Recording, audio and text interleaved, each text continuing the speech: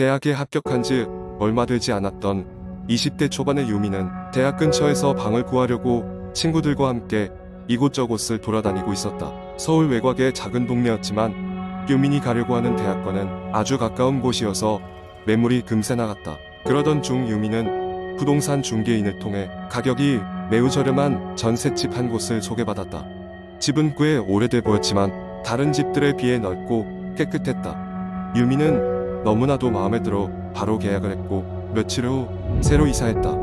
이웃들과의 인사도 끝내고 방 정리를 시작할 즈음이었다. 유난히도 큰 서랍장을 열어보니 바닥이 좀 달라 보였다. 얼핏 보아도 서랍장 바닥은 원래 집 바닥과는 다른 나무로 판이 씌워져 있었다. 유미는 호기심을 못 이기고 서랍장을 옮겨보았다. 바닥에 꽤 큰 나무 판자가 걸려 있었고 그 밑으로 작은 틈이 있었다.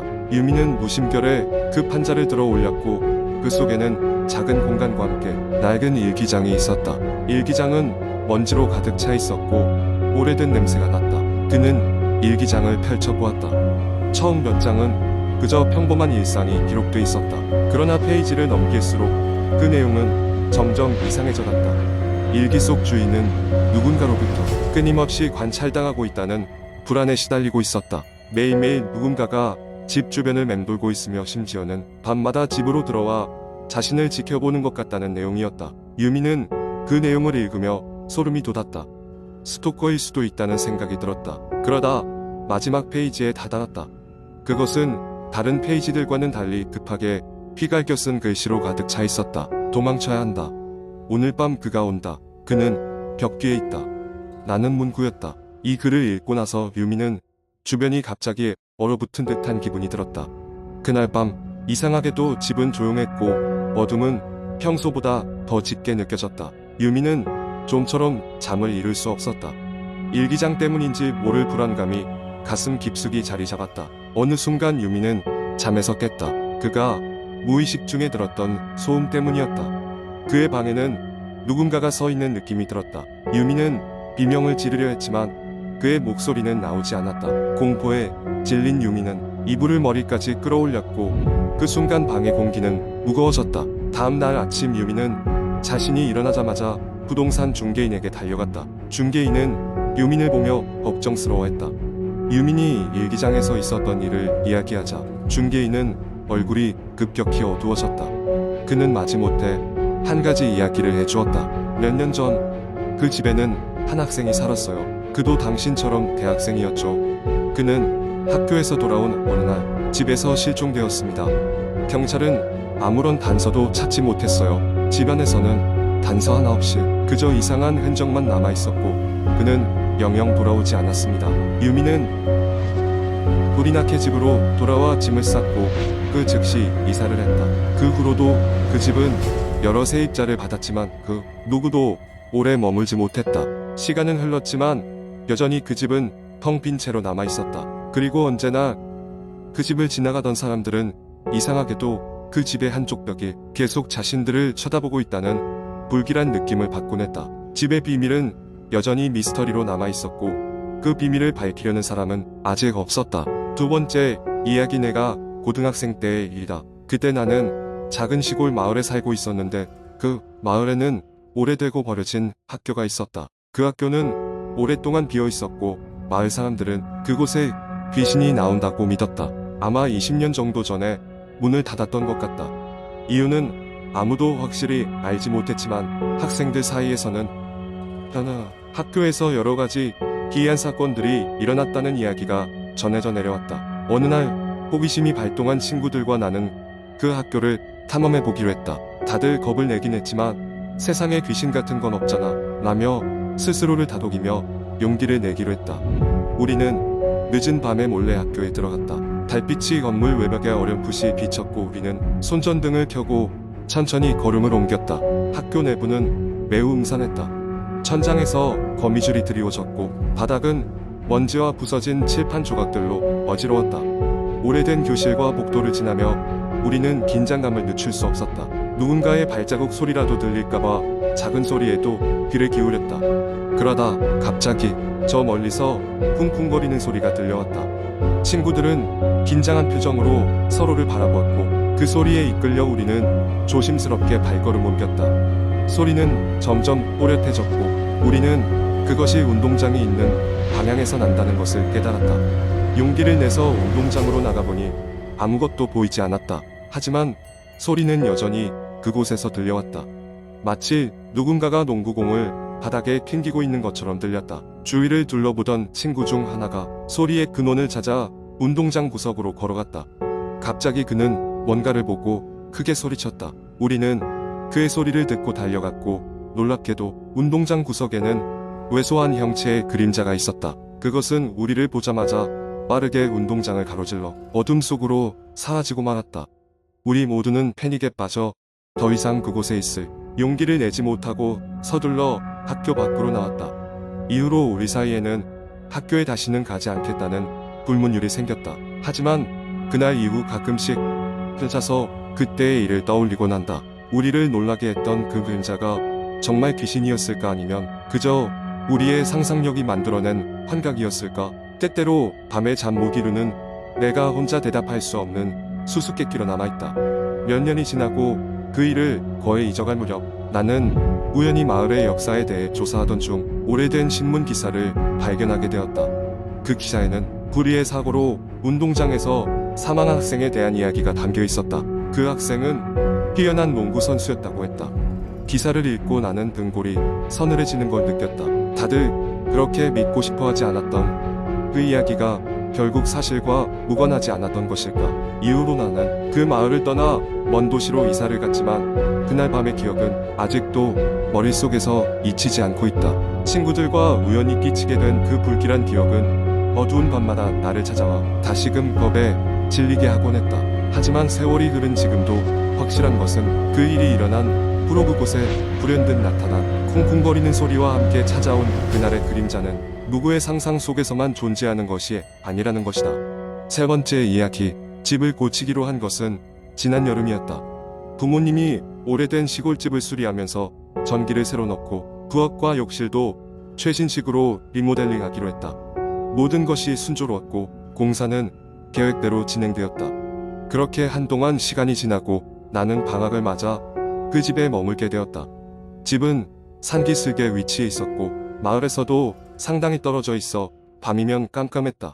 하지만 어린 시절의 추억이 담긴 곳이라 조금도 무섭지 않았다. 낮에는 마을 사람들과 인사를 나누고 밤에는 책을 읽거나 TV를 보며 시간을 보냈다. 어느 날 밤 나는 유난히 피곤해서 일찍 잠자리에 들었다. 그런데 한밤중에 이상한 소리가 들렸다. 탁탁탁 무언가 주변을 두드리는 소리였다. 처음에는 옆방에 있는 옛 시계 소리라 생각했지만 소리는 점점 가까워졌다. 귀를 기울이자 소리는 벽 쪽에서 나는 듯했다. 곧 그것은 벽을 넘어 방 안으로 들어오는 느낌이었다. 소름이 돋았다. 불을 켜려고 손을 뻗었을 때 갑자기 방 안에 있던 모든 전자기가 위하는 소리를 내며 깜빡거리기 시작했다. 이불을 덮고 눈을 꼭 감았지만 그 소리는 점점 더 가까워졌다. 그러다 불쑥 잠잠해졌다. 다음 날 아침 나는 혹시나 해서 공사 현장을 둘러보았다. 그때 나는 놀라운 것을 발견했다. 새로 단 전선이 싹둑 잘린 채로 바닥에 널려 있었다. 하룻밤새에 그랬다는 게 믿기지 않았다. 조금 더 둘러본 결과 그 전선 주변에는 되돌이킬 수 없는 손상 자국들이 있었다. 공사 관계자를 불렀지만 그들은 곤충들이 앉아있다가 몰려서 그런 것 같다고 했을 뿐이었다. 이상한 점은 그날 이후부터 집에 머물고 있는 동안 밤마다 같은 소리가 계속 들렸다는 것이다. 때로는 누군가 방 안을 천천히 돌아다니는 발소리가 나기도 했다. 나중에 알게 된 건데 그 집은 오래전 해방 직후에 지어졌고 전설에 따르면 일제강점기 시절 무언가 어두운 비밀을 간직한 장소였다고 한다. 하지만 그 비밀이 무엇인지는 끝내 알 수 없었다. 결국 무섭기도 하고 불편해서 방학이 끝나기도 전에 나는 그 집을 떠나기로 했다. 그 뒤로도 그 집에 대한 소문은 여러 가지가 떠돌았지만 무엇이 진실인지 여부는 아무도 몰랐다. 단지 기억 속에 불가사의한 이야기로 남았을 뿐이다. 그 이후로는 그 집에 가본 적도 누군가에게 이야기해본 적도 없었다. 다만 가끔 밤이 깊어질 때면 그때의 소리가 문득 떠오르한다. 그리고 어느 순간 정말로 그 소리가 다시 들릴까봐 등골이 오싹해질 때가 아직도 있다. 네 번째 이야기. 어느 날 작은 시골 마을에 사는 대학생인 영수는 여름 방학을 맞아 외할머니 댁을 방문하기로 했습니다. 외할머니 댁은 깊은 산골에 위치한 오래된 한옥이었고 마을 사람들은 그곳을 귀신 나오는 집이라고 불렀습니다. 영수는 그런 소문을 듣고도 그저 낡은 집에 대해 만들어진 허구라고 생각하며 별로 신경 쓰지 않았습니다. 외할머니 댁에 도착한 첫날 밤 영수는 거실에 누워 조용히 잠을 청했습니다. 그때 갑자기 창밖에서 인기척이 느껴졌습니다. 발소리는 규칙적으로 들렸고 영수는 어쩐지 그 발소리가 이상하게 느껴졌습니다. 그 소리는 일정한 거리를 두고 계속해서 반복되었습니다. 처음에는 바람 소리인가 싶었지만 점점 더 인간의 발소리처럼 뚜렷해졌습니다. 호기심이 생긴 영수는 조심히 창문을 열어 바깥을 살펴보았습니다. 그러나 어두운 밤이라 아무것도 보이지 않았습니다. 그저 들려오는 것은 그 발소리와 어쩌면 바람에 날리는 낙엽 소리뿐이었습니다. 영수는 문을 꽉 닫고 다시 침대에 누웠지만 자꾸만 신경이 쓰여 쉽게 잠들지 못했습니다. 그렇게 뒤척이다가 간신히 잠이 들었고 새벽에 꿈을 꾸게 되었습니다. 꿈속에서 영수는 한복을 입은 여인을 보았습니다. 여인은 고개를 푹 숙이고 있었고 얼굴은 보이지 않았습니다. 그녀는 느리게 걸으며 영수에게 다가왔습니다. 영수는 꿈속에서 그 장면이 무서워 뒤로 물러섰지만 여인은 점점 더 가까이 다가왔습니다.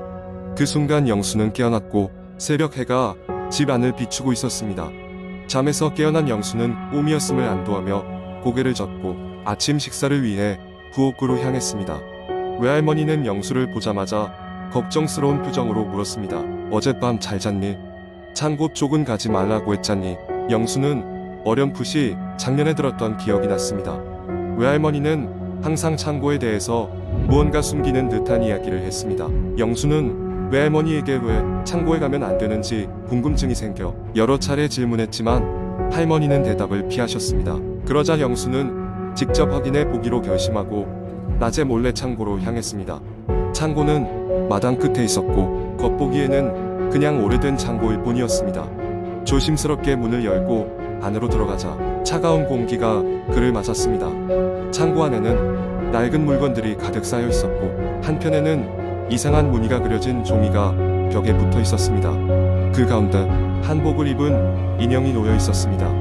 영수는 순간적으로 꿈속에서 보았던 여인을 떠올리며 등골이 오싹해졌습니다. 인형은 영수가 본 여인과 매우 흡사했습니다. 순간 그는 심한 두통을 느꼈고 정신을 잃고 쓰러졌습니다. 눈을 떴을 때 영수는 거실에 누워 있었습니다. 외할머니는 영수의 곁에서 걱정스레 그를 바라보고 있었습니다. 너에게 말하지 않으려 했는데 이제는 말해줘야겠구나.